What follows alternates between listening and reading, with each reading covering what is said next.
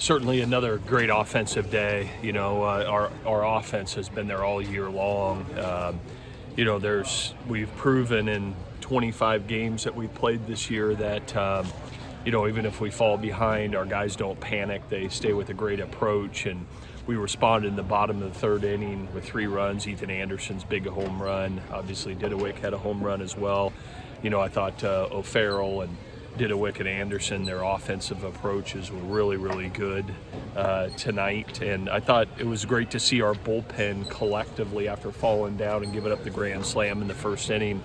Our bullpen did a terrific job. I thought Matt Augustine, for a freshman to come in that scenario where the game is tight, he got the game under control and pitched really, really great. He's done that a couple of times this year and really stepped up for this team, and love what I'm seeing out of him and other guys as well. And, I thought this weekend at Pitt was a big weekend for us because we started to have some pitchers fall into some roles, and I thought they really did a terrific job, and that was evident with the scores this weekend, and so it was nice to see us. Other than the tough start we got, Freddie didn't, the 2 back-to-back walks and giving up the grand slam.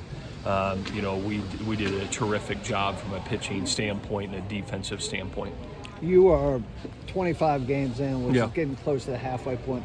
All your starting position players are hitting 300 or better. Wow. You've obviously had some really good teams here. Yeah. Have you had many that kind of had the depth and balance from top to bottom? There's been a few, certainly, but I can't remember that kind of being at the halfway point in the season, which we will for sure be after this weekend at Duke, from the amount of games that you have. 11 or 12 guys that you're counting on an everyday basis, depending on what the lineup is, all hitting over 300. It's impressive. It's kind of like they haven't said anything to each other that I've heard, but it looks like kind of like a challenge that whoever's in there needs to step up and do the job. And it's been incredibly impressive. The consistency has been fun to watch, and hopefully we can just continue to do it. Duke's got a great pitching staff. I think one of the best pitching staffs in the country, and so we'll have our work cut out for us this weekend. But I'm just really, really pleased that we can score in a lot of different ways. Certainly we're hitting the ball in the ballpark enough, but then we can steal bases when we need to.